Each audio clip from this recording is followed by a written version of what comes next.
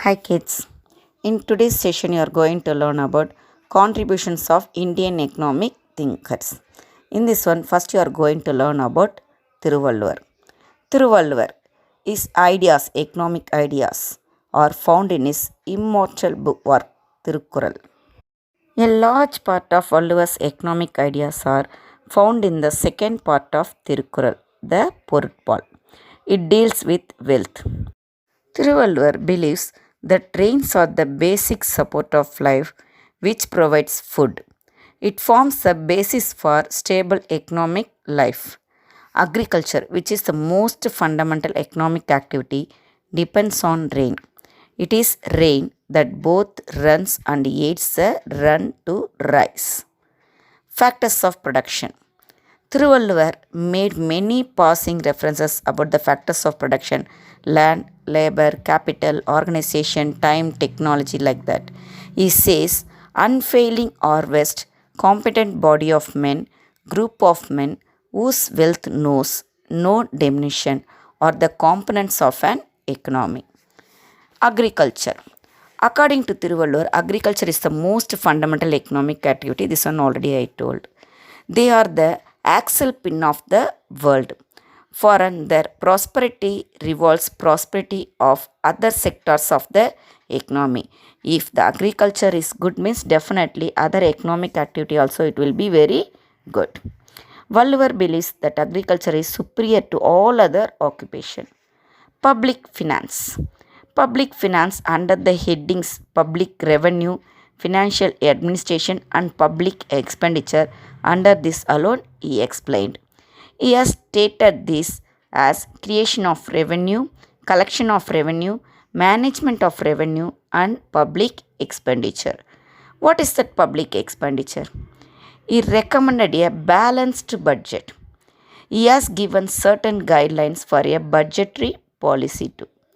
Budget for a surplus, if possible, balances the budget at other times, but never budget for a deficit. External assistance. Valluvar was again seeking external assistance. He always advocated the self sufficient economy. Poverty and begging. Valluvar considers freedom from hunger as one of the fundamental freedoms that should be enjoyed by every citizen.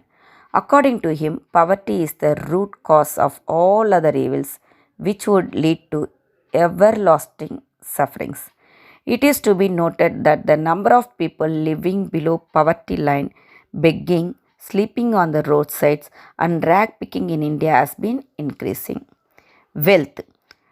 Valluvar, he regarded wealth as only a means and not an end. He said, acquire a great fortune by noble and honorable means.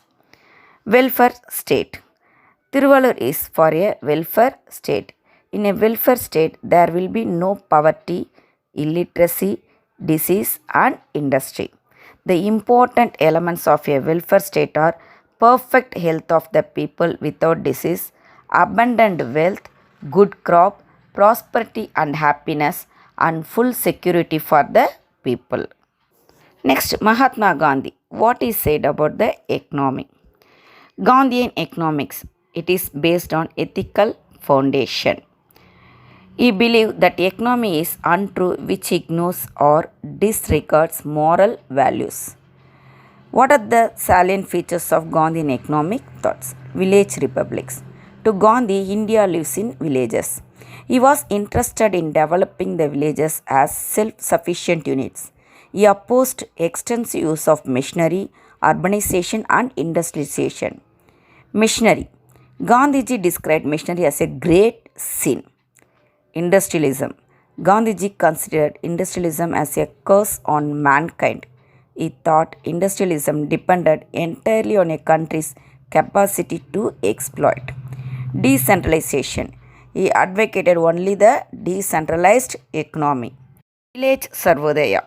According to Gandhiji, real India was to be found only in the villages, not in towns or cities. So he suggested the development of self-sufficient, self-dependent villages. Bread labor. Gandhiji realized the dignity of human labor. He believed that God created man to eat his bread by the sweat of his brow. The doctrine of trusteeship. Trusteeship provides a means of transforming the present capitalist order of society into an egalitarian one. It gives no quarter to capitalism. However, now India experiences both casino capitalism and also the crony capitalism. Food problem.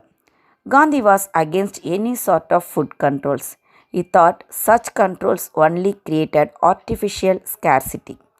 Once India was begging for food grain, but India tops the world with very large production of food grains, fruits, vegetables, milk, egg, like that. On population, Gandhi opposed the method of population control through contraceptives. He was, however, in favor of birth control through brahmacharya or self control. He considered self control as a sovereign remedy to the problem of overpopulation. On prohibition, Gandhiji advocated 10% prohibition. He regarded the use of liquor as a disease rather than a vice. He felt that it was better for India to be poor than to have thousands of drunkards. Next, what Jawaharlal Nehru said about economy. Jawaharlal Nehru, he was the chief builder of modern India, and also he was the first prime minister of independent India. In his economic book, what he wrote, we will see there. Democracy and secularism. He believed in free speech, civil liberty, adult franchise and the rule of law and parliamentary democracy. Secularism is another signal contribution of Nehru to India. Planning. Jawaharlal Nehru was responsible for the introduction of planning in our country, 5-year plan. Nehru spoke on the theme of planning. He said the essence of planning is to find the best way to utilize all resources of manpower, of money, and so on. Nehru carried through this basic strategy of plan development. Nehru's contribution to the advancement of science, research, technology, and industrial development cannot be forgotten. It was during his period many IITs and research institutions were established. He always insisted on scientific temper. Democratic socialism. He put the country on the road towards a socialistic pattern of society. Nehru's socialism is democratic socialism. Thank you, kids.